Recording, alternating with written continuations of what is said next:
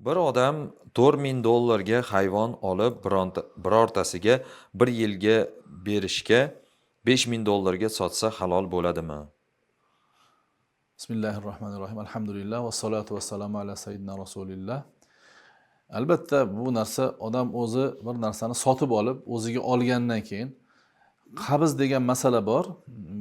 Savdo sotuv masalasida dinimizdagi, shariatimizdagi qattiq talablardan biri. Siz bir narsani sotib oldingiz, undan keyin o'zingizga oldingiz, qo'lingizga qabul qilib oldingiz.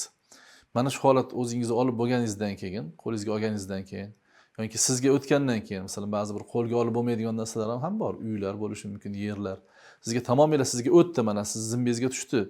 Zarari ham, foydasi ham degandan keyin uni, masalan, hayvon bo'ladigan bo'lsa, hayvonni sotib oldi. Ba'zi bir urflarda arqonini almashtirish bilan sizga o'tadi.